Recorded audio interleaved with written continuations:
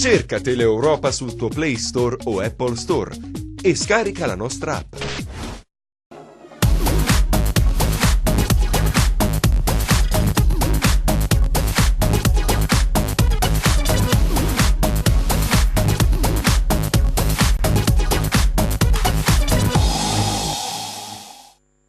Buon pomeriggio da parte di Franco Segreto, replay su Teleeuropa Network. Siamo arrivati al 25, noi siamo più forti della musica, di febbraio 2019. Parleremo della vittoria del Cosenza in trasferta al Curi. È successo, caro mister, per la prima volta nella storia calcistica dei rossoblù, violare appunto il terreno del Perugia, e poi parleremo di questa sconfitta, forse meritata per alcuni versi, del Crotone a Brescia contro la capolista per 2-0. Aveva tenuto bene il Crotone il campo fino all'80°, poi c'è stata quella autorete di Molina e il raddoppio sul finale appunto di Donnarumma. Parleremo poi nella seconda parte con il Corriere dello Sport, con la redazione, col collega Tullio Calzone, caposervizio della Serie B, e nella terza ed ultima parte parleremo di quello che è successo in Serie C con la vittoria del Catanzaro, gol partite di Signorini, il pareggio della Vibonese per 1-1 contro la Casertana. Di tutto questo vediamo anche gli highlights.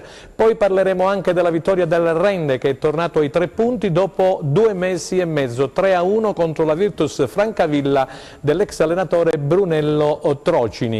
Di questo e di altro parleremo, vi ho detto, il mister Franco Giugno, che oggi ritorna qui con noi per la situazione tecnico-tattica delle partite. Grazie a Luca Pagliuso, già dirigente del Cosenza Calcio negli anni 90.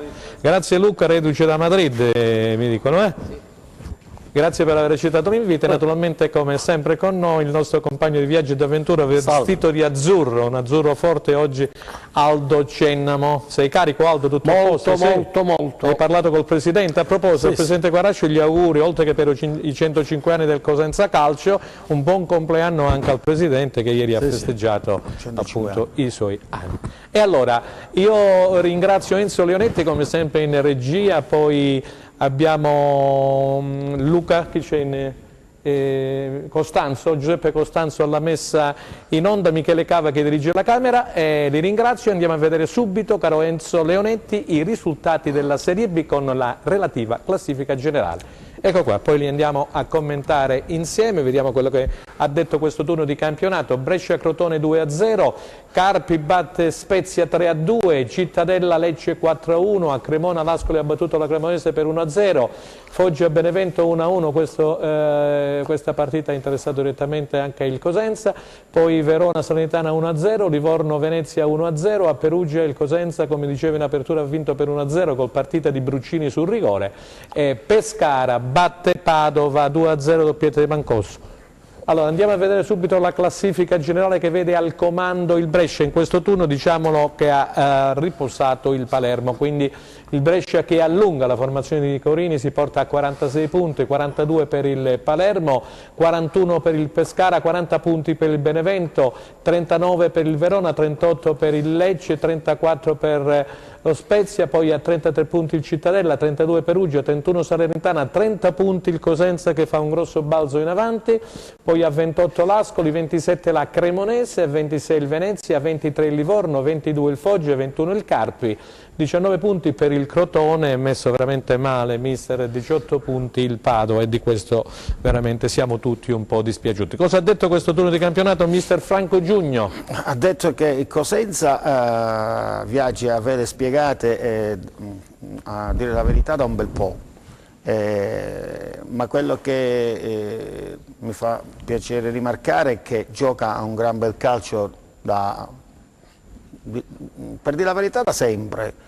Prima credo che l'organico per qualità fosse non proprio all'altezza, da quando sono arrivati i nuovi e quindi è aumentata la qualità tecnica della squadra, c'è l'esaltazione delle prestazioni della squadra di Braglia, che per me se finisse oggi meriterebbe comunque il seminatore d'oro per la Serie B, perché credo che l'allenatore che sta incidendo di più in questo campionato sia proprio Piero Braglia, quindi ancora una volta una grande partita condita, ripeto, da un grande risultato condito da una grande prestazione. Non è che viaggiano sempre insieme per gioco e risultati. Franco, mi puoi dire qualcosina sull'alta classifica e sulla bassa classifica a volo? Sull'alta classifica stanno venendo fuori i valori importanti che all'inizio hanno un poco frenato, come il Benevento, il Verona, il Brescia ormai è una realtà importante, il Palermo ha le sue difficoltà,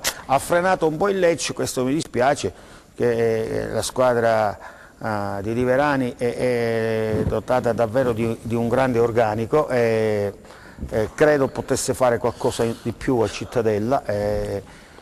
Sta frenando ultimamente, però ha ancora una partita da recuperare in casa con l'Ascoli, vincendola si porterebbe ad un punto dalla promozione diretta.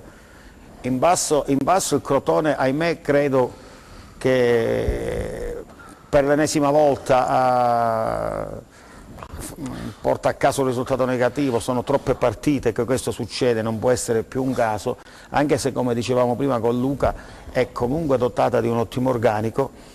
Però io credo che debba adesso stare con i piedi per terra e cercare disperatamente un buon piazzamento nella griglia play-out. Non credo che il Crotone possa riuscire a salvarsi direttamente, quindi c'è stato uno squillo importante da parte del Carpi, il Foggia è comunque lì e sarà battaglia fino alla fine. Luca Pagliuso, allora Franco ha introdotto un discorso, ha parlato del Cosenza, 30 punti in classifica generale, e così le cose non vanno bene invece per il Crotone. Vogliamo inquadrare il momento di queste due squadre, Luca? Beh, il Cosenza, come diceva Franco, ha iniziato il campionato proponendo sempre un certo tipo di calcio, no? All'inizio ha faticato un po' perché qualche partita l'ha persa alla fine. Abbiamo sempre detto e discusso anche la volta precedente che comunque il Cosenza le partite se le è giocate sempre alla pari con tutte. Probabilmente era un momento in cui la squadra avesse bisogno di essere un pochino aiutata e Trinchera, in modo molto logico e molto sapiente, ha colto le opportunità di mercato che si sono presentate a gennaio e secondo me ha disegnato bene la squadra a tavola. Il mister è altrettanto bravo perché poi la riesce a disegnare altrettanto bene in campo e quindi questo Cosenza, che all'inizio camminava, adesso si è messo a correre, probabilmente perché ha aumentato un po' il tasso di qualità in mezzo al campo, ha ampliato le scelte a disposizione di mister Braglia e di conseguenza i risultati poi, cammin facendo, stanno premiando questo lavoro globale del Cosenza. E come voi ben sapete, la Serie B è un campionato sempre molto molto particolare, le squadre di testa e le squadre di bassa classifica comunque si affrontano sempre alla pari, non ci sono mai partite scontate e per cui ogni partita va affrontata come se fosse la partita più difficile dell'anno.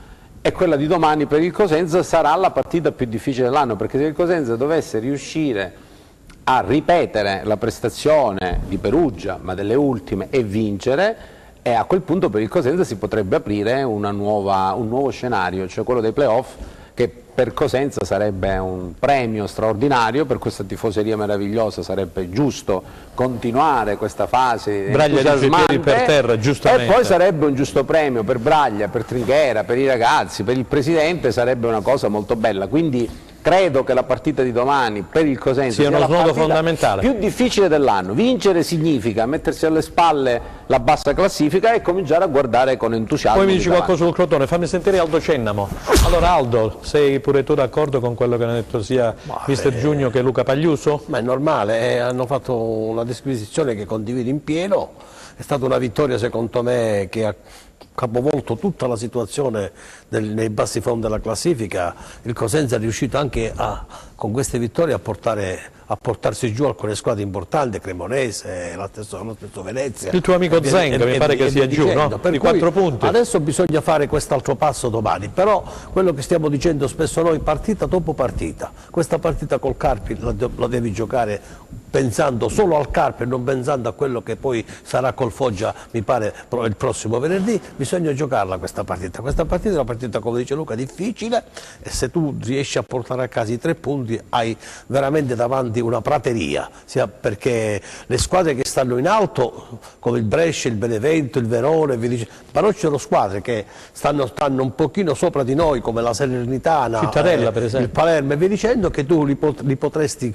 anche arrivare e quindi metterti in una posizione, secondo me, psicologica fortissima, perché poi quando sei in quella posizione è difficile che tu possa di nuovo ritornare ad essere una squadra come le prime partite. Il morale, il pubblico, tutto quell'entusiasmo che si crea è un entusiasmo che ti porterebbe ad essere squadra proiettata ai playoff, e nei playoff poi ci sarà un altro campionato. Vedremo passo dopo passo, partita dopo partita, il Cosenza sta arrivando dove nessuno pensava, ma che noi in questa trasmissione assieme agli illustri ospiti e anche altri pensavamo che potesse succedere se durante la fase invernale avesse comprato giocatori importanti e di categoria come è avvenuto. Abbiamo visto che le cose ha cambiato totalmente volto. Ok, grazie Aldo. Allora, visto che si parla di Cosenza, direi di andare a vedere gli highlights appunto di Perugia e Cosenza, partita giocata sabato, vinta dal Cosenza per 1-0, poi ascolteremo anche le dichiarazioni di Braglia. Se siamo pronti, allora vediamo gli highlights di Perugia e Cosenza. Grazie Leonetti.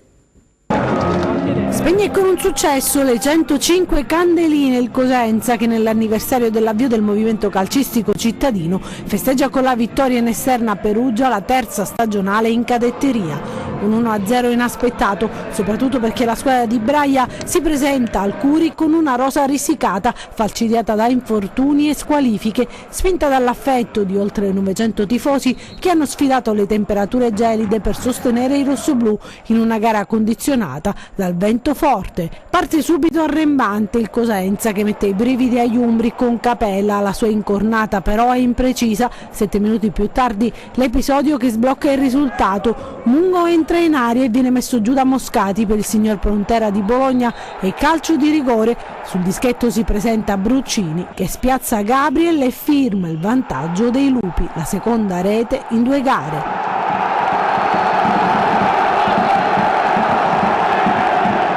La dedica del gol è tutta per il capitano Corsi, fermato da un lungo infortunio. Il Cosenza è inarrestabile, dopo qualche minuto Litteri ha sui piedi l'occasione del possibile raddoppio, ma è bravo l'estremo perugino a coprire lo specchio della porta. L'occasione persa ridà speranze ai padroni di casa, che alla mezz'ora vanno vicini al pari, ma grazie all'intervento decisivo di Capela il traversone insidioso di Kuan dalla destra viene deviato in corner.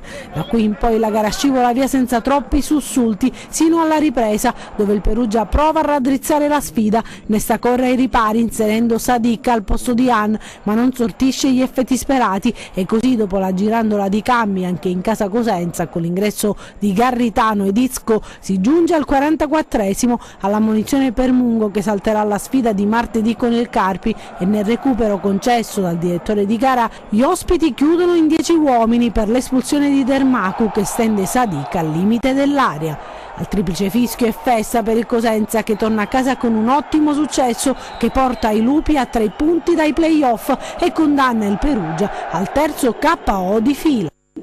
E allora, grazie ad Anna Franchino che ha confezionato questo servizio appunto sulla partita Perugia-Cosenza. Parla di playoff anche Anna Franchino, cioè parla della distanza dei playoff, però poi ha giocato anche il Foggia, come dicevo prima, il Foggia che ha pareggiato in casa col Benevento. C'è una notevole distanza insomma tra il discorso play out, caro Aldo, e il Cosenza, però Braglia poi ha parlato di rimanere con i piedi per terra, una partita per volta, il campionato di Serie B è abbastanza difficile, questo l'assunto poi lo sentiremo, e ha detto anche che arriveranno anche in questo campionato, in queste ultime 12-13 partite, dei momenti difficili, senza considerare che poi il Cosenza, l'ultima di campionato, dovrà osservare il turno di riposo. Parliamo di Izco, che è appena arrivato, ha giocato un quarto d'ora, questo ex capitano per 8 anni, ha sempre giocato in Serie A, che ero mister tra 8 anni a Catania, 2 col Chievo Verona, poi ha giocato anche a Crotone, ma per motivi che non riusciamo a capire. Ha giocato solamente con Zenca 6 partite, forse Aldo Cenna lo saprà qualcosa di più su questa situazione, ce lo dirà dopo, perché lui è amico di Zenca.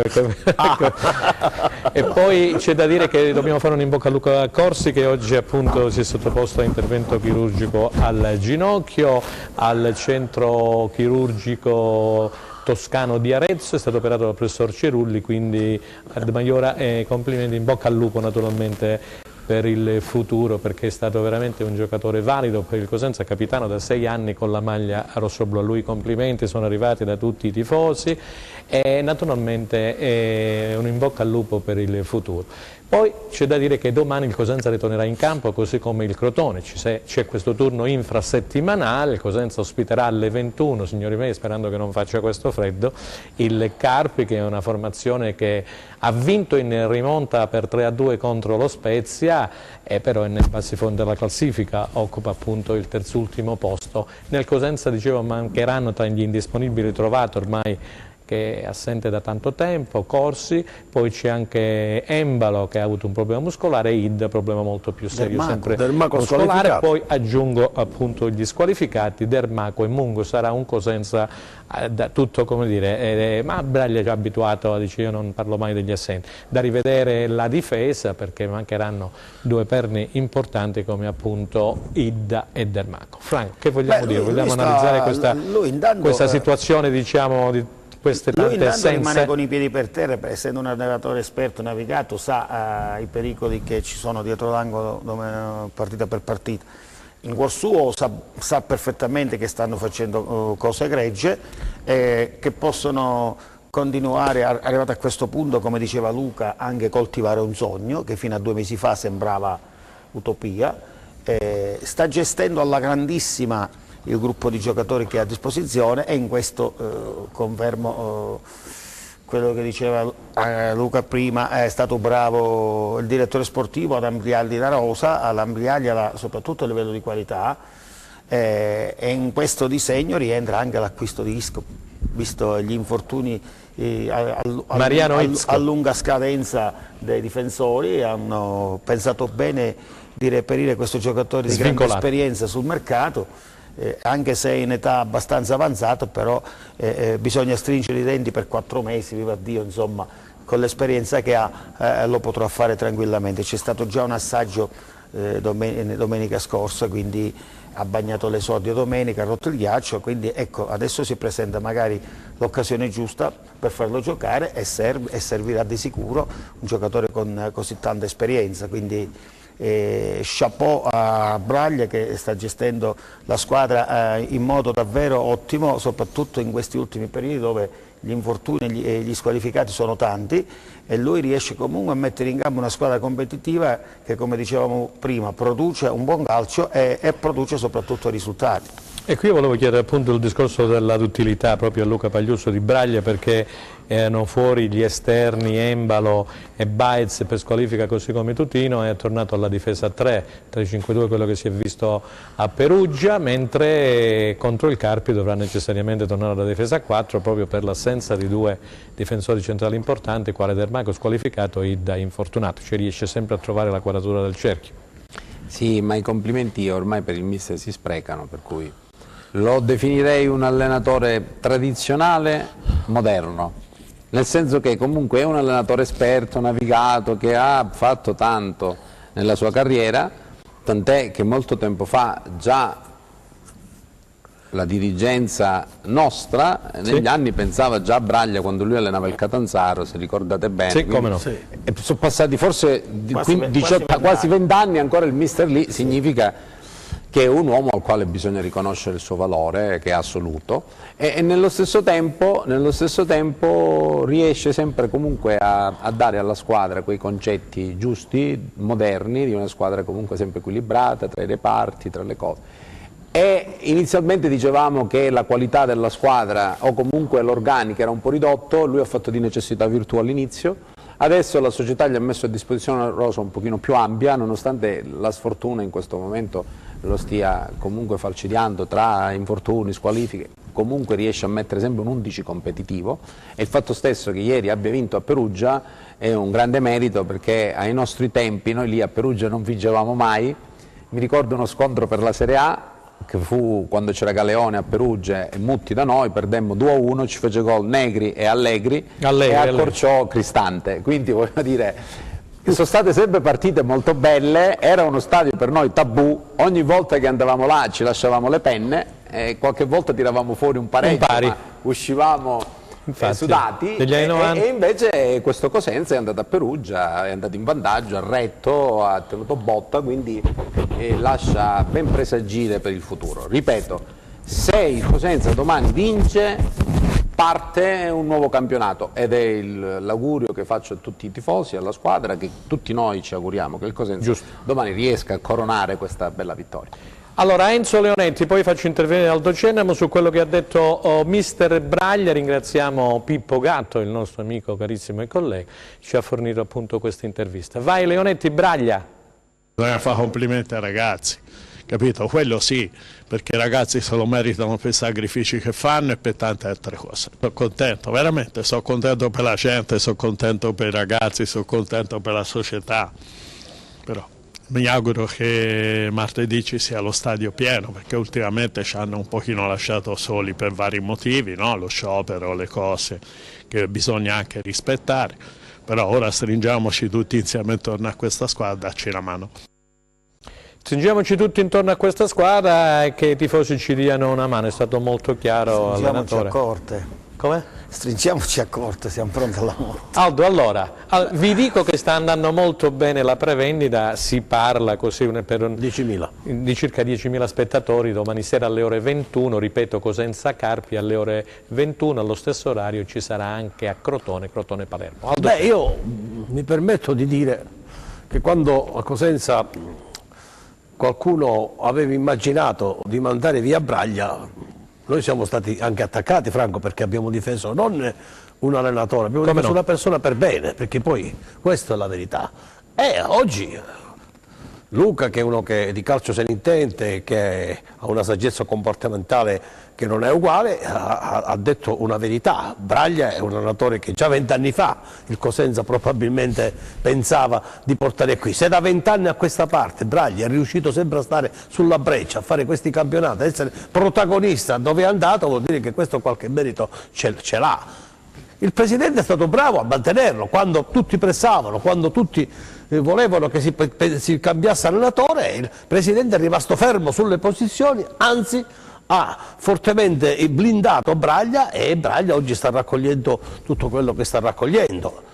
Io sono stato molto critico per quanto riguarda invece il direttore generale Tringheri in quel periodo, perché onestamente alcune cose non mi piacevano, come andavano per gli acquisti, e poi abbiamo visto invece che in questa campagna di gennaio Tringheri è stato bravissimo, ha riportato a Cosenza giocatori che probabilmente sicuramente faranno la differenza. Allora tutto questo bisogna tenerlo in conto. Se Braglia fa l'appello al pubblico, ha i suoi buoni motivi. Braglia si può permettere di fare l'appello al pubblico, lo deve fare, perché contro il Carpi, come dice Luca, ci vuole la spinta del pubblico, perché se tu col Carpi, come già stiamo dicendo e ripetendo in questa trasmissione, riusciamo a portare a casa i 3 punti, allora veramente incomincia un'altra storia, perché questo Cosenza che tutti pensavamo, tutti parlavano alla retrocessione, pensiamo ci dobbiamo salvare, non ci dobbiamo salvare, oggi qualcuno già incomincia a pensare, perché siamo a 3 punti dai playoff, però stiamo con i piedi per terra, però facciamo come dirò sempre, partita dopo partita,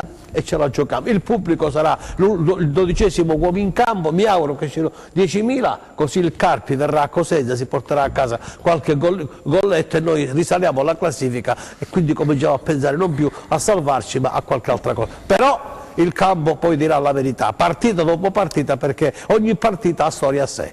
Prima di andare in pubblicità sentiamo mister Franco Giugno, se vuole aggiungere qualcos'altro. No, volevo dire che no, non sono molto d'accordo su Aldo per quanto riguarda la gente che non voleva più Braglia. La gente ha sempre voluto Braglia, forse qualche giornalistucolo un po' inesperto Franco, scriveva.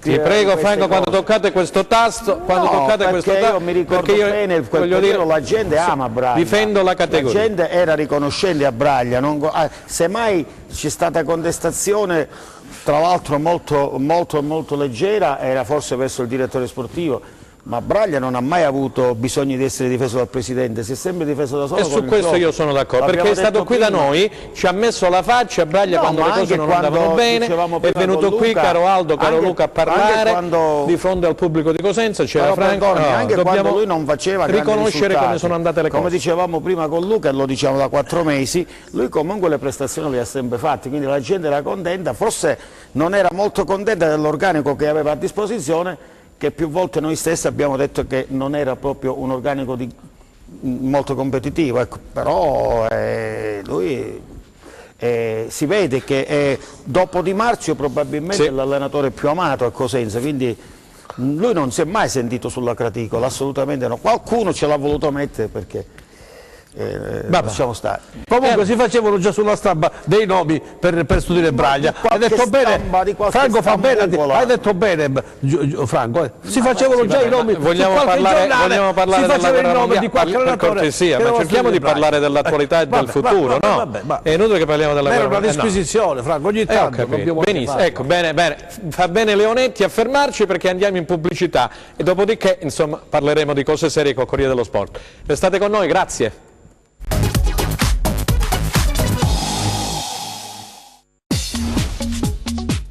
Cerca Teleeuropa sul tuo Play Store o Apple Store e scarica la nostra app.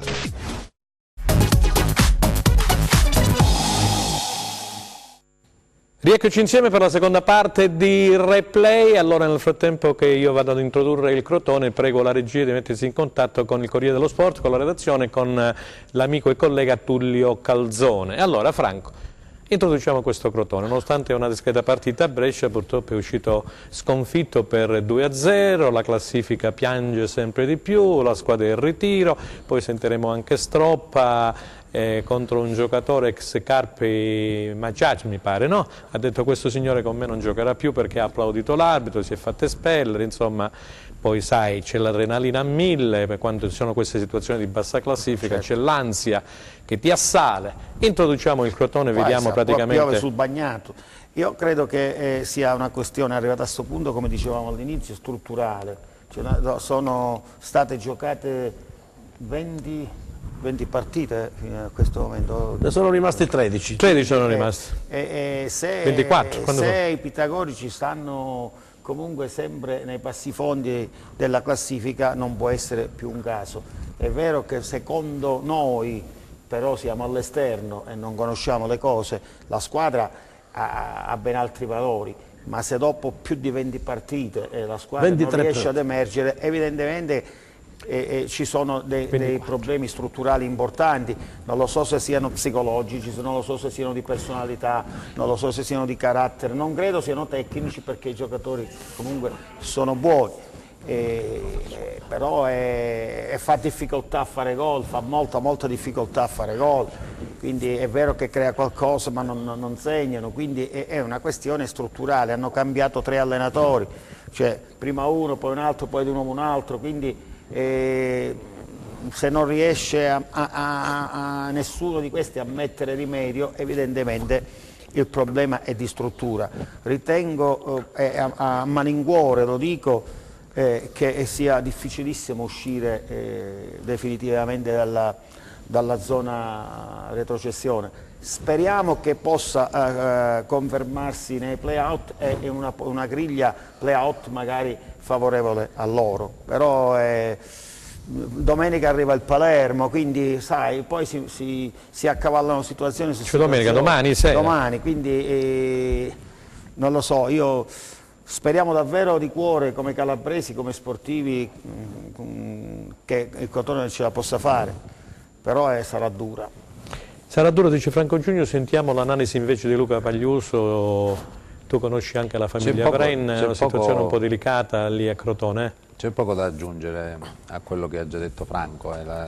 Nessuno si aspettava che il Crotone potesse raccogliere così pochi punti fino adesso e sicuramente il presidente Vrenna è il primo ad essere rammaricato, perché io l'ho visto, l'ho sentito di recente e probabilmente aveva altre ambizioni, aveva altre aspettative da questo campionato, si aspettava magari un Crotone che potesse ambire per il ritorno in Serie A, questa squadra che comunque anche in Serie A aveva sempre ben figurato, e invece la B è sempre il solito campionato incerto, strano, che evidentemente se la squadra non si cala in questa mentalità rischia di fare quello che sta facendo il Crotone e che in passato hanno fatto altre squadre. Evidentemente questa squadra non si è calata nella categoria, ha affrontato la categoria con presunzione e passo dopo passo, senza accorgersene, si è andata ad infischiare in una zona molto complicata. Ora domani c'è il Palermo, poi va a Padova. Ecco, serve una vittoria, se fa una vittoria risale, prende entusiasmo e può ripartire, altrimenti le cose si complicano sempre di più. Aldo, allora, settimana dopo settimana tu l'hai sempre detto, hai sempre ma io penso che la situazione del Crotone bisogna analizzarla da quando è sceso dalla Serie A. Quello è stato un errore. Quando Zenga si è presuntuosamente ha pensato di andarsi a giocare quella sciagurata partita con la spalla in casa e gli bastava il pareggio, invece il Crotone l'ha persa, da quel momento è iniziata la discesa del Crotone. Il Crotone è sceso dalla Serie A, dove poteva tranquillamente restare, è venuto in Serie B, è venuto in Serie B cambiando di nuovo allenatore, poi c'è tutta una storia. Allora, questi errori che si fanno purtroppo si pagano. Quando tu cambi continuamente allenatore, lo puoi anche cambiare allenatore, perché purtroppo ci sono alcune situazioni che te lo consentono, ti costringono, ma cambiare allenatore continuamente, come ha fatto adesso il Crotone, ha preso Oddo, ha cacciato Oddo, ha rimesso Stroppa, ci ha fatto un calciomercato a gennaio, ci ha preso i giocatori che non si sono ancora calati neanche in questa realtà. C'è tutto un sistema e mi meraviglio io del Crotone, perché il Crotone è una società fortissima, i Vrenna è gente che di calcio ne conoscono e ne sanno, anche lo stesso direttore Ursino, cioè c'è tutto un ambiente che purtroppo si è fatta sfuggire di mano una situazione. Adesso bisogna capire che secondo me a 18 punti è molto difficile arrivare a 39-40 punti per la salvezza. Se dovesse fare i play-out probabilmente il Crotone lì si giocherà tutto, però adesso per risalire deve assolutamente pensare di fare anche il Crotone partito dopo partito, altrimenti è difficile secondo me. Vediamo se siamo pronti alla ricerca con la telefonata. Pronto? Eccomi Franco. Oh, ciao Tullio, grazie. Tullio Calzone, Corriere dello Sport, grazie per essere intervenuto con noi. Io ti presento gli ospiti, mister Franco Giugno, un passato Gallipoli, Brindisi, Rende, è uno dei nostri opinionisti. Poi abbiamo Luca Pagliuso, ex dirigente del Cosenza Calcio ai tempi dei 13 anni della Serie B, grande conoscitore di calcio, e poi il nostro compagno di viaggi e di avventure, il nostro opinionista Aldo Genomo. Si stava parlando prima del Cosenza e poi del Crotone, e Aldo Genomo appunto insieme a mister Giugno e a Luca Pagliuso dicevano che la situazione del Crotone si è un po' incancrenita, nel senso che non meritava la sconfitta a Brescia per come è maturata, poi c'è stato quel discorso con l'attaccante Maggia che è stato buttato fuori dall'arbitro, le dichiarazioni di Stroppa, questo signore con me non giocherà più, insomma c'è un clima un po' avvelenato anche per via della classifica. Come la inquadriamo, Tullio? Partiamo prima dal Crotone, la situazione. Ma il Crotone è una situazione che purtroppo è nata male e rischia di finire peggio, perché quando tu costruisci una squadra pensando di andare di nuovo in Serie A, a volte rischi di incappare in queste disavventure, perché la Serie B è un campionato in cui bisogna tenere la testa al posto giusto, perché se no vai a fondo. Tra l'altro gli esempi non mancano, no? Ricorderete che la regina di Novellino, che retrocesse dalla Serie A e con Foti pensavano di ammazzare il campionato, Cacia, giocatori con esperienza, si salvò all'ultima giornata dopo peripezie inenarrabili. Purtroppo il Crotone ha commesso secondo me l'errore di non azzerare del tutto, diciamo così, la rosa, probabilmente anche perché quando scendi dalla Serie A ti porti dietro i contratti della Serie A e non sempre è facile poi trovare chi li possa sostenere lì, e lì purtroppo questa volta, nonostante l'esperienza di dirigenti come Peppe Orsino, insomma le cose si sono un po', come dire, un po' arrotolare. Poi secondo me hanno fatto un errore a mandare via Stroppa, perché quello è stato un errore, perché la squadra, poi lo ricorderete, non brillante come era stata pensata, ma era ampiamente con un ritmo da salvezza, sosteneva un ritmo da salvezza. Invece purtroppo le gare di Oddo sono state nefaste, mi spiace dirlo, io sono amico di Massimo, ho visto il suo calcio vincere col Pescara, però a Crotone non ha funzionato. Però c'è questo elemento, secondo me, mentale che va fatto. Detto questo, bisogna poi dire che col Pescara non gli hanno dato un rigore sacrosanto, che probabilmente non sarebbe servito a pareggiare, però intanto avrebbe riaperto la partita. La squadra vista contro il Brescia non è una squadra che deve retrocedere, però il problema è che la classifica si è molto accorciata e bisogna iniziare a fare punti.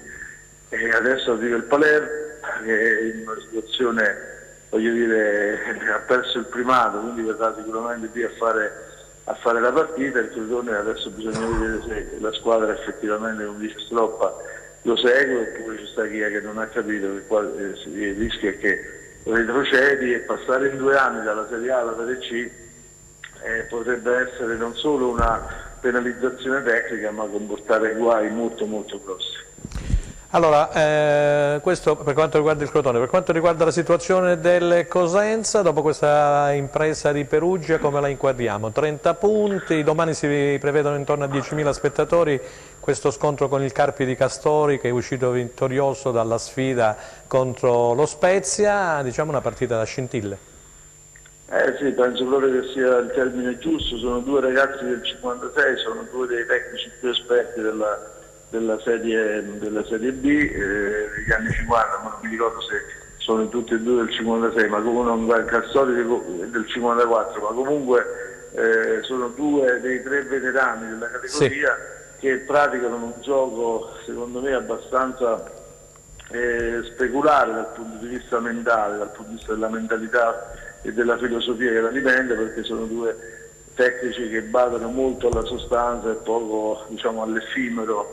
Io penso però che in questo momento il Cosenza abbia qualcosa in più, perché è una delle squadre che nel girone di ritorno ha terzo la posizione, quindi credo che solo il Brescia abbia fatto appena meglio, per cui voglio dire, è da fare un monumento a questo allenatore che non si è capito come mai non abbia allenato in Serie A da anni, perché non è Braga, è da tempo che vince campionati in Serie C e in Serie B, e non ha avuto l'opportunità che avrebbe meritato. Io penso che proprio visto anche la caratura tecnica del Cosenza, che non è una squadra, voglio dire, che è stata rifondata con grandi investimenti sul mercato, ma ha capitalizzato al massimo tutta l'esperienza della Serie C con giocatori di sostanza, come dicevamo prima, che non è che molte volte in linea anche funzionano, e invece con lui stanno funzionando benissimo. Si è visto anche a Perugia, dove l'inesperienza di Nesta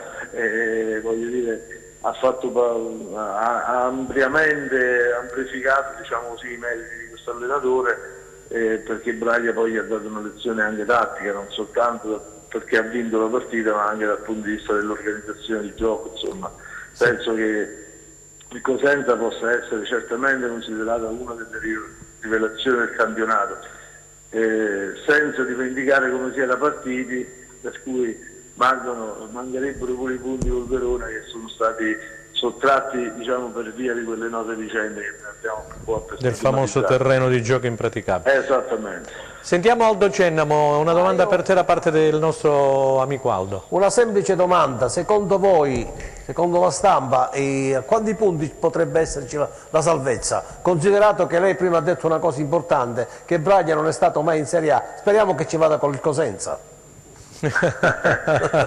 diciamo che non credo che a lui piacciono fare certi ragionamenti, che lo abbia anche detto in conferenza stampa a Perugia. Credo che la quota salvezza, ovviamente dobbiamo tener conto che ci sono meno partite da giocare, questo è un handicap per chi deve recuperare punti, perché avendo meno opportunità di giocare è facile che poi i punti bisogna conquistarli, per cui anche un solo punto a volte può fare bene. Vediamo il Foggia che non riesce a vincere, però un punto alla volta si sta tirando fuori dalle sacche. Invece per quanto riguarda la promozione, io penso che lì c'è una bagarre in atto, perché noi vediamo che abbiamo 5 squadre in 4 punti alle spalle del Brescia, che sta tentando la prima fuga. Adesso capiremo anche dal risultato di Crotone se il Brescia veramente è in fuga oppure no, ma comunque è la prima volta che va a +4 dal Palermo, mentre alle spalle del Brescia c'è una situazione abbastanza ingarbugliata con diverse squadre che potrebbero... Pescara 41, Benevento 40, Verona 39, Lecce 38. Esatto, però non lascerei fuori le altre, perché poi appena più giù, voglio dire, ci sono altre situazioni che possono emergere, come quella del Cittadella per esempio. Sì. Quindi questa pattuglia molto ampia darebbe speranza, voglio dire, di allargare ulteriormente la forbice, però io penso che il primo obiettivo del sempre debba essere quello di salvarsi. Non c'è dubbio. Poi i playoff può succedere, poi se uno riesce a agganciare i playoff, abbiamo visto, ricordavo stamattina, parlavo con Calori, con Alessandro Calori, che voi avete conosciuto bene come avversario. Lo scorso anno la grande intelligenza di Braga qual è stata? È stata quella di far lottare i 3 di vertice, Catania, Trapani e Lecce, e poi di vincere il campionato dei playoff, perché gli altri hanno fatto una corsa per raggiungere il primo unico posto per essere promossi, mentre lui si è riposato per bene, si è preparato per vincere i playoff, perché è anche un tecnico di straordinaria intelligenza, oltre che di astuzia tattica, come abbiamo imparato a conoscerlo in 1000 battaglie ormai da anni.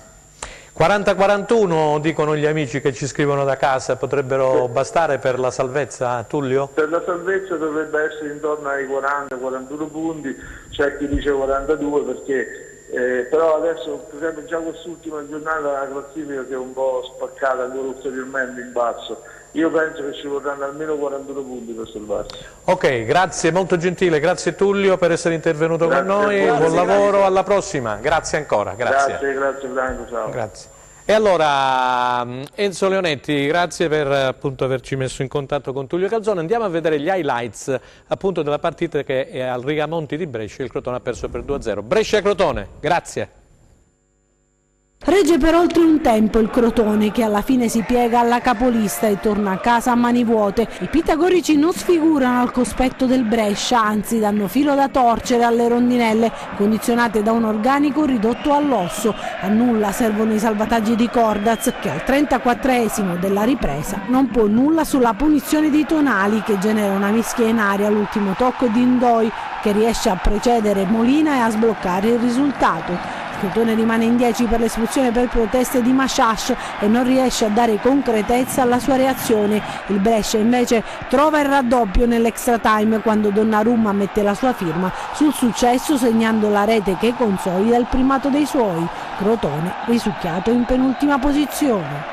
Allora, si parlava vedendo queste immagini, il mister diceva: ti rendi conto, Franco? No, c'è Donnarumma, Coda, Rosina, 2 anni fa stavano tutti a Salerno. Sì. No, la Salernitana è una grande squadra, sono andato a vedere 3-4 volte, arrivarono ottavi in quel campionato. Quante volte importate l'allenatore, caro adesso Franco? Donnarumma insieme a Torregrossa, senza nulla togliere a Pollini, che allora era l'allenatore della Salernitana, ma quelli avevano una grande squadra, c'era Zito, c'era Ronaldo, avevano uno squadrone e davanti avevano Donnarumma, Coda, Sfocati, l'ala del Parma, è uno squadrone. Torniamo a noi, Franco, torniamo a Bombe. Appunto abbiamo visto le immagini di Brescia, del Crotone, adesso invece andiamo a sentire l'allenatore Giovannino Stroppa, vediamo quello che ha detto nel dopo partita appunto di Brescia. Grazie. Una partita del genere, se vuoi portarla a casa non ci sono problemi, non devi concedere gratuitamente quella punizione. E poi una cosa che è veramente assurda, mi sono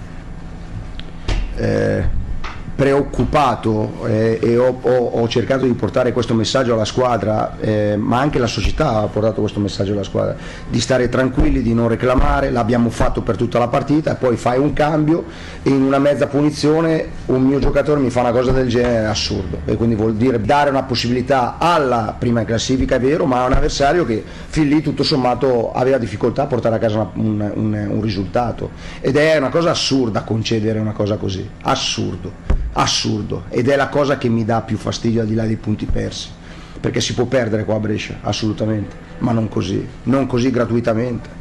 Oltretutto quando mi ero ripromesso di non concedere errori di atteggiamento caratteriali.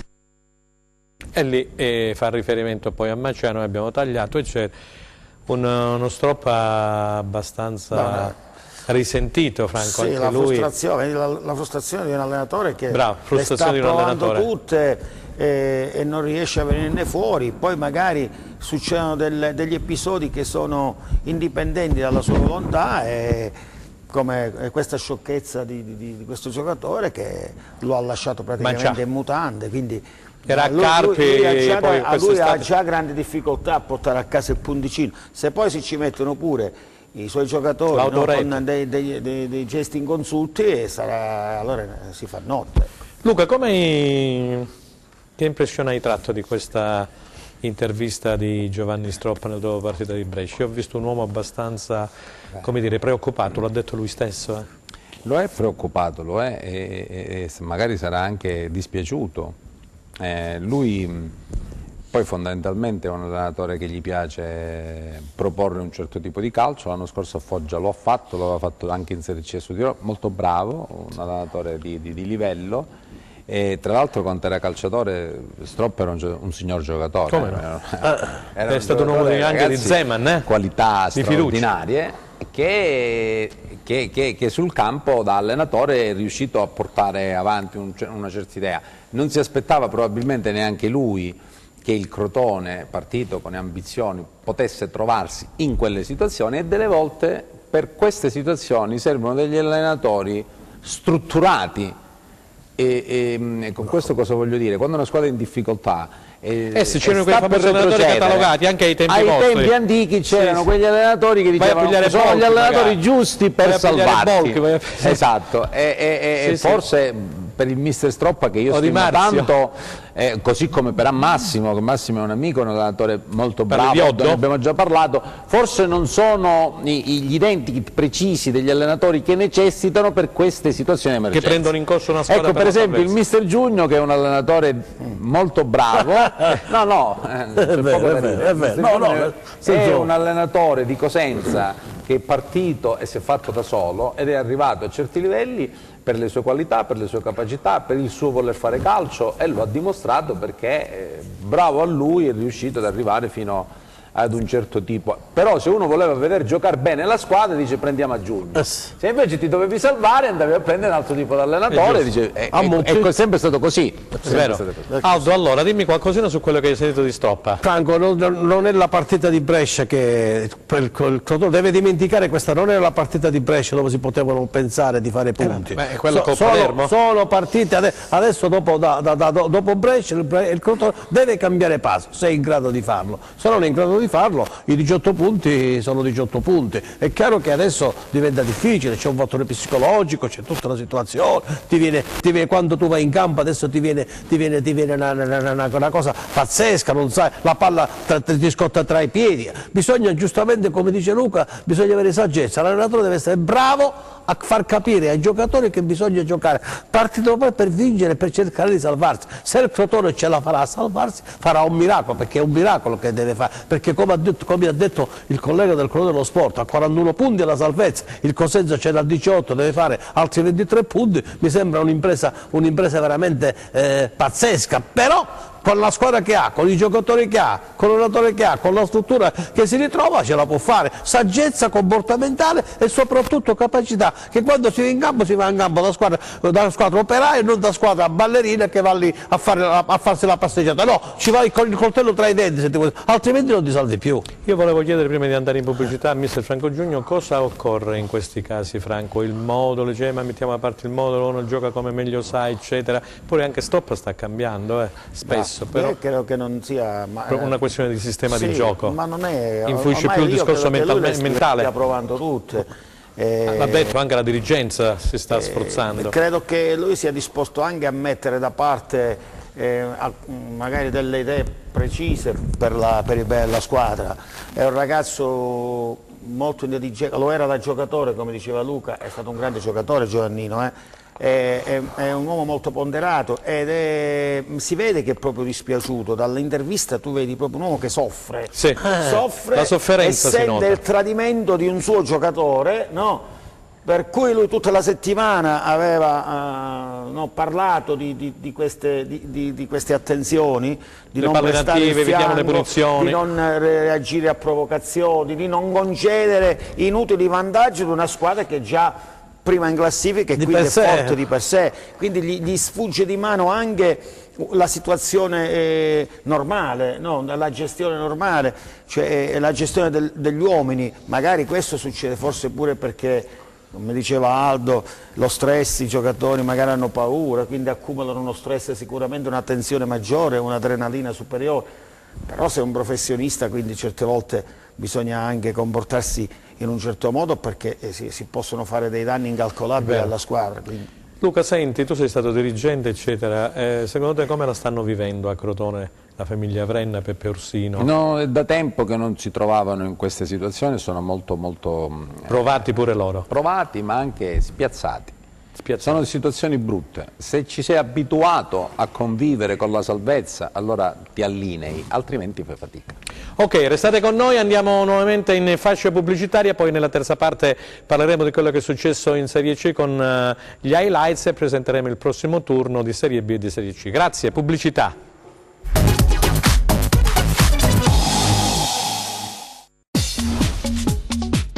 Cerca Teleeuropa sul tuo Play Store o Apple Store e scarica la nostra app.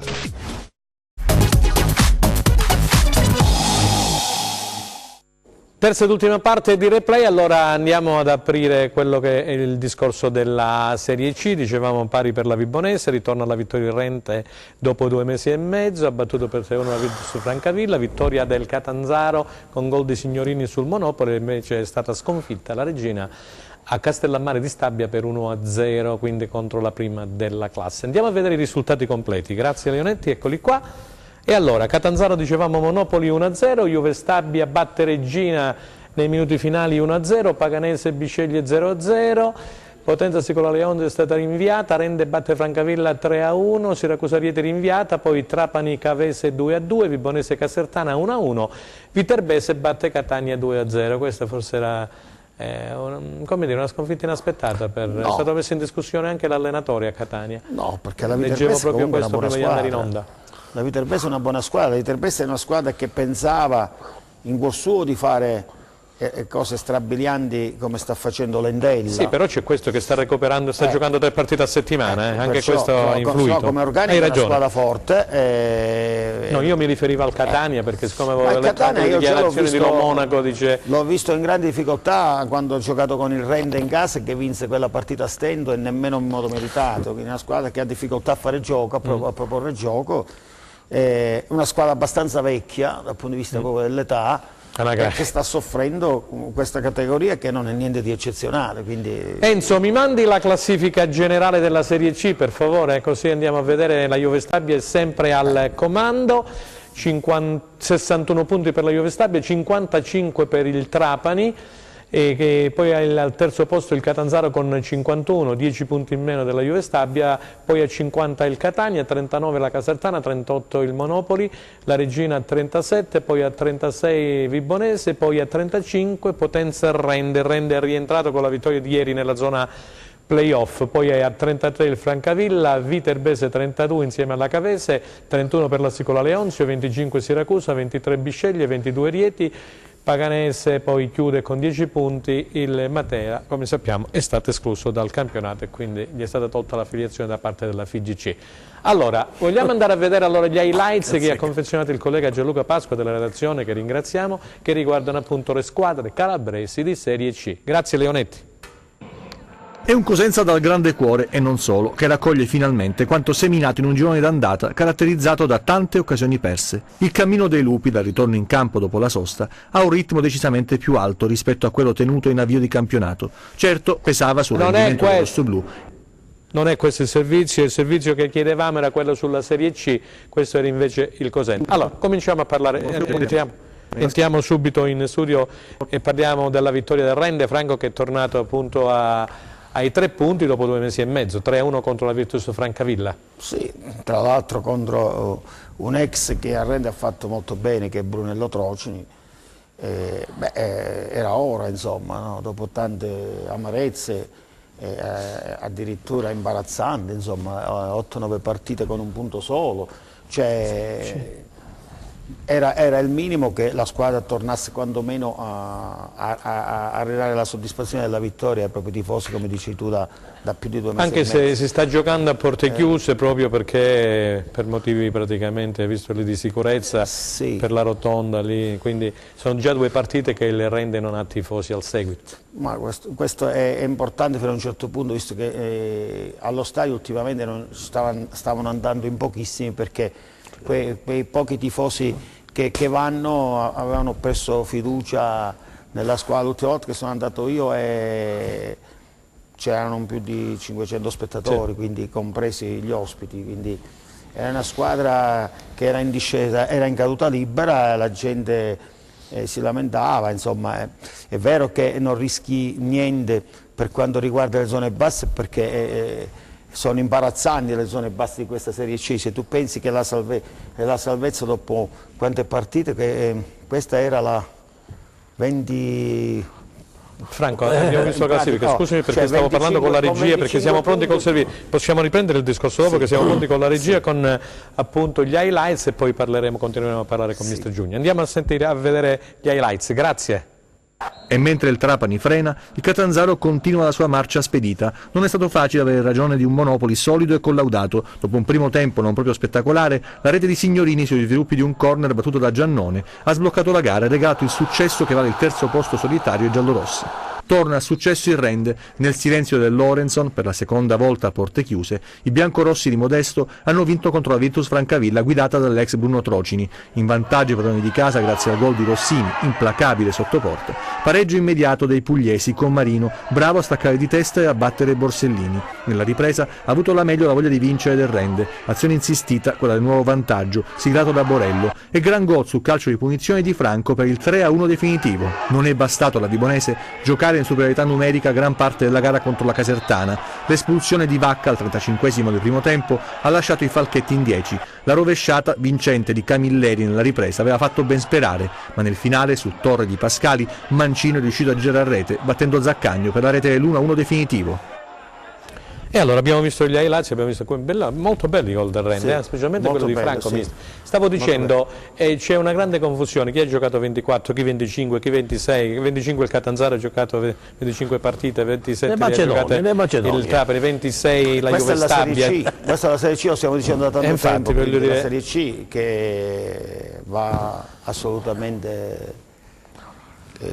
rivista, rivisitata in tutto e per tutto. Dicevo che è imbarazzante in basso, cioè se tu pensi che già la Paganese è staccata, c'è una squadra che ha 25 punti, non so se il Bisceglie, che rimandiamo la classifica generale, facendo la media di un punto a partita. Rimandiamo la classifica. In altre situazioni, in altri campionati, negli anni passati con quella media eri retrocesso e sono addirittura fuori dai play-out. Vedi il Siracusa, Franco, vedi, il Matera già è stato escluso, quindi poi c'è la Paganese e il Riete. Se supera, dice, perché poi tra il girone A, il girone B e il girone C c'è anche qui grande confusione e grande differenza. Qui ti dice che nelle ultime due, se praticamente il distacco è superiore a 8 punti, retrocede direttamente, come in questo caso la Paganese. Appunto, per dire, quindi non è... Cosa diversa invece nel girone A e il girone B, perché ci sono poi i famosi... Vabbè. Quindi voglio dire, ti puoi permettere il lusso, come ha fatto il Rende, di fare 10 partite a un punto e rimanere comunque ancora nella zona playoff. Cioè, è quantomeno anomala la cosa, quindi evidentemente davvero vanno riformati. Sì, sicuramente. Io volevo chiedere... non sono più credibili e non li segue quasi più nessuno. Insomma. Io volevo chiedere a Luca Pagliuso invece questo fatto delle calabresi che sono tutti in zona playoff. Un valore importante questo nei playoff, perché ci sono squadre come il Catanzaro stesso, anche il Catania, che fanno leva sui playoff. Teoricamente il Catanzaro potrebbe trovarsi al secondo posto, perché rispetto al Trapani ha 2 partite in meno. Beh, sono squadre partite con progetti diversi. Il Catanzaro è partito con l'idea di voler vincere il campionato, allestendo una squadra competitiva per riuscire a farlo, guidata da Auteri, che è un allenatore insomma navigato, esperto, molto bravo, capace, e sta rispecchiando, diciamo, quello che doveva fare. Ora c'ha 2 partite da recuperare, sta giocando molto bene, vince con continuità da tanto tempo. Il Catanzaro potrebbe essere la vera antagonista della Juve Stabia. Vibonese e Rende invece sono programmi diversi, sono progetti più giovani, sono delle società che hanno cercato di fare delle squadre giovani, di proporre dei giovani nel campionato. Nel caso del Rende questi ragazzi allenati da Modesto, che comunque all'esordio stagionale anche lui da allenatore, partito molto molto bene. Francesco è un ragazzo, ne abbiamo già parlato la puntata precedente, molto interessante, un allenatore giovane, capace, che ha impressionato per questa partenza del Rende, quindi sta squadra che andava a 1000, partita molto bene, e probabilmente si era fatto un po', come dire, la bocca a questa altissima classifica che probabilmente Rende non poteva reggere, perché è una squadra un pochino giovane, che poi non appena è calata un po' fisicamente sono venuti fuori un po' i difettucci della squadra. Tutto sommato comunque è una squadra in piena zona playoff, che comunque propone un bel calcio, che comunque è piacevole da vedere, quindi comunque vanno i complimenti al presidente Coscarella e a Francesco Modesto, perché comunque il Rende è ritornato ai fasti di un tempo, e grazie a loro che comunque sta facendo questi campionati di Lega salutiamo Pro. Fabio Coscarelli, il presidente, Modesto e tutto il team. E quindi io non posso che concludere dicendo... La regina mi interessa per un parere sulla regina. La presidenza è stato cambiato, però insomma i risultati, pur cambiando allenatore, è arrivato Drago, purtroppo non stanno... La regina paga un grande problema, la sostituzione del presidente Foti e del direttore Martino, i 2 grandi dirigenti che portarono la regina ai vertici del calcio calabrese, tanto di cappello perché sono stati i più bravi di tutti. Tenere la regina 11 anni, 12 anni in Serie A, spariti loro si è creata una situazione dove credo che difficilmente si riesca a risalire. Auguro comunque alla regina una pronta risalita in Serie B. Aldo, allora, prima Franco Giugni e poi Luca Pagliuso sulla Serie C. Franco, è un condividi quello che hanno detto? Sì, è chiaro, condivido. È un campionato strano, anomalo, particolare. Va tutto rivisto, perché non si può giocare. Ho visto che è successo al Matera, c'è un altro, mi pare anche il Piacenza, cioè tutta la storia. È chiaro che vedere 4 squadre calabresi nei playoff è una cosa importante. Il Catanzaro al secondo posto, il Rende stesso, la Regina, la Vibonese.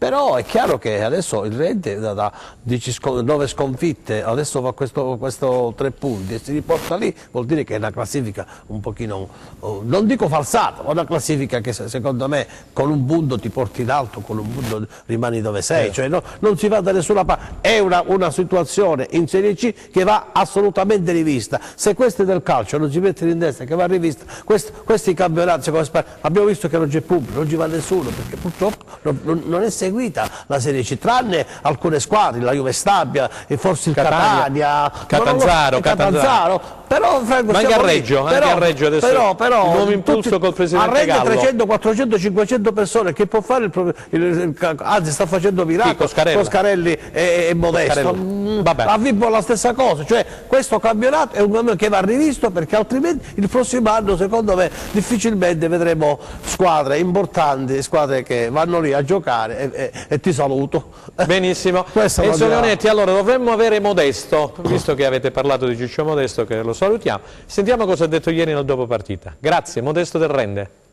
Oggi sono ancora più arrabbiato però, perché questa squadra non può, ha abbassato la guardia per partite che secondo me erano molto importanti. Oggi hanno messo qualcosa in più rispetto a qualche partita tipo il Siracusa, tipo il Bisceglie, la Juve Stabia, quella cattiveria proprio di raggiungere il risultato. Io oggi guardavo i miei ragazzi ed ero non sicuro ma di più, perché avevano l'atteggiamento quello battagliero che hanno sempre avuto. Se noi abbiamo questo tipo di atteggiamento, allora le partite poi alla fine te li porti sempre a tuo favore. E l'episodio che anche oggi è capitato, che dopo che vai in vantaggio su un calcio piazzato ti pareggiano dopo un minuto e mezzo, e lì ci dobbiamo lavorare, perché non può succedere sempre così. Adesso sta capitando spesso e volentieri, perché siamo sempre di rincorsa, la mente deve essere libera di qualsiasi problema, perché ancora possiamo fare queste ultime partite alla grande, secondo me. Era Ciccio Modesto, mi dicono dalla regia che dovrebbe esserci anche l'ex allenatore del Rende Bruno Trocini, attualmente allenatore della Virtus Francavilla, che ieri è stato sconfitto per 3-1. Sentiamo Bruno Trocini, grazie. Io, a mio avviso abbiamo fatto bene il primo tempo e anche penso l'inizio del secondo. Come ho detto anche precedentemente, a mio avviso la partita è stata cambiata da un giocatore che è entrato, mi riferisco a Borrello, ha fatto la differenza, non siamo stati bravi a contenerlo, e poi il Rende è chiaramente una squadra forte che ha perso tante partite non meritando, quindi ci sta a soffrire. Ripeto, a me la squadra, la mia, non è dispiaciuta assolutamente. Poi abbiamo fatto mezz'ora male, perché loro hanno vinto alcuni duelli individuali, sono stati più bravi nell'uno contro uno, in alcune circostanze ci hanno saltato troppo facilmente. Mi dispiace, perché a mio avviso non avevamo fatto male, anzi il primo tempo secondo me potevamo fare anche meglio, magari finirlo in vantaggio. I risultati dicono che in casa riusciamo a vincere, fuori casa lasciamo punti.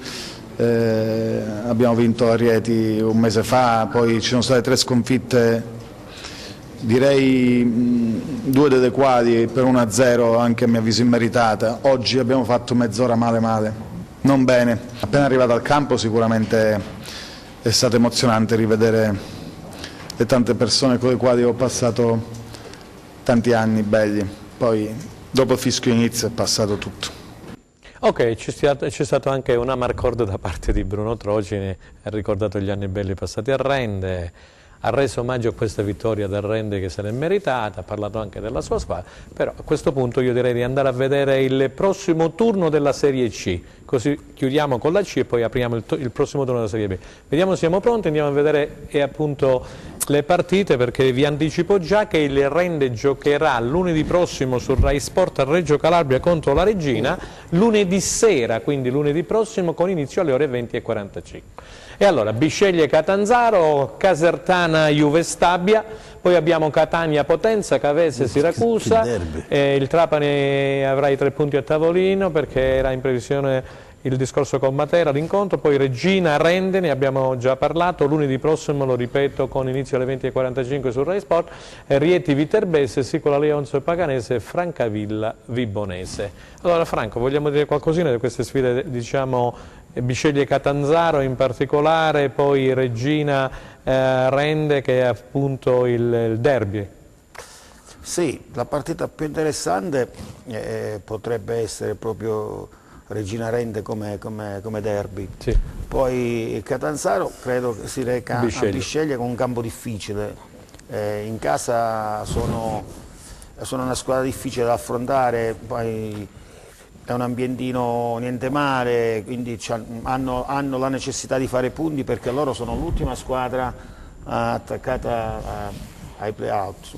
Poi dopo c'è, se non sbaglio, l'Atletico Leonzo che è 6 punti più avanti, quindi anche qui c'è il rischio che se il Bisceglie domenica perde, anche i giochi per i play-out sono fatti, perché poi se l'ultima squadra buona per uscire dai play-out è a 7-8 punti da quella che la precede, anche lì i giochi sono finiti 3 mesi prima, ecco, quello è il discorso che dicevamo prima. Quindi, poi il resto delle partite non mi entusiasmano un granché, devo dire la verità. C'è sta Casertana Juve Stabia. C'è Virtus Francavilla, la squadra di Trocini contro la Vibonese, Bisceglie Catanzaro, Casertana Juve Stabia, questo derby campano, e poi come dicevamo riposerà il Monopoli, la Regina giocherà appunto in casa contro il Rende lunedì prossimo. Ok, allora andiamo a vedere invece, Enzo Leonetti, il prossimo turno, perché ci sarà l'infrasettimanale della Serie B. Si giocheranno le partite martedì sera, la maggior parte con inizio alle ore 21, Ascoli Foggia, Benevento Pescara, Cosenza Carpi, Crotone Palermo, Lecce Verona, questa è una gran bella partita pure, Lecce Verona per le zone alte, Padova Brescia, questo è un testacoda interessantissimo, Salernitana Cremonese, Spezia Livorno, Venezia Perugia. Ma anche Benevento Pescara sarà una bella partita. Cominciamo da Altocenno, ma andiamo ad introdurre Cosenza Carpi e poi naturalmente Crotone Palermo. Cosenza Carpi abbiamo già più o meno detto che il Cosenza, questa partita è una partita importante. Scusami Aldo, volevo dire che domani ci sarà una bella cornice di pubblico e anche il Presidente ha fatto un bel messaggio nei giorni scorsi sul sito ufficiale della società, e vorrei ricordare a tutti gli amici che ci seguono che domani il Cosenza, in occasione dei suoi 105 anni, giocherà con una maglia celebrativa, quindi sarà una sorpresa un po' per tutti, anche per noi. Vai Aldo. Ho parlato anche col Presidente, quindi lui è dalla vittoria di Perugia, adesso si aspetta che il pubblico risponda alla grande, ma il pubblico onestamente non è che sia mancato. Cosenza ha avuto sempre 5-6 mila spettatori, adesso è il momento che il pubblico faccia uno sforzo in più, si vada al campo, si vada a tifare, e con questo significa che il Cosenza, se raggiunge questa vittoria e poi si va a Foggia venerdì, mi pare, venerdì dico bene. In anticipo alle 21. Alle 21, in queste 2 partite sì, però questa di Carpi è una partita importantissima, la deve giocare, deve dimenticare già il risultato di Perugia, vada a giocarsela partita dopo partita, e il risultato deve sorridere al Cosenza, perché il Cosenza ha bisogno di questi 3 punti per cambiare passo e per incominciare anche noi a masticare e a parlare un altro linguaggio. Luca, Cosenza Carpi, allora facciamo una previsione, ci sarà, dicevo, una bella cornice di pubblico, ha detto tutto orario serale, il saggio Aldo Cenna, ma poi voglio sapere anche Franco perfettamente. E c'è poco da aggiungere. Voglio invece dire, un piccolo commento velocissimo, ma come si fa a essere scontenti del nostro pubblico?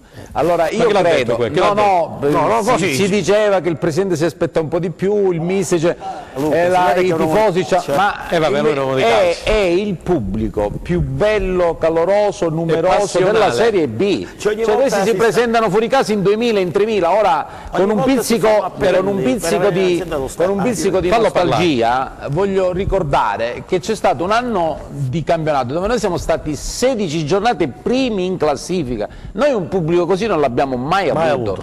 Cioè Cosenza oggi è una piazza pronta per andare in Serie A. Giusto. Non ce l'ha nessuno il pubblico del Cosenza, l'atteggiamento, il calore, la civiltà. Cioè questa tifoseria spinge la squadra, se vince, se pareggia, se perde, sempre con intelligenza, sempre con affetto. Cioè Cosenza, il pubblico del Cosenza è veramente il 12° uomo in campo, quindi anziché dire ci aspetteremmo di più, facciamo di più, invece giriamo un po' la frittata. Prego. Diciamo che domani dobbiamo vincere per regalare ai nostri tifosi la possibilità di andarci a giocare i playoff, che è giusto che i nostri tifosi possano anche sognare. Bravo, qua. Bravo Luca. Franco Giugno. Io devo solamente continuare il discorso di Luca, che ripeto mi ha anticipato da grande uomo di calcio, ma io è tanto tempo che lo dico, cioè ogni volta che vengo qua sento appelli del presidente, del direttore, è un messaggio sul sito ufficiale. Franco, non è un appello, è un messaggio, ha fatto il compleanno, dobbiamo dire a Cesare che dice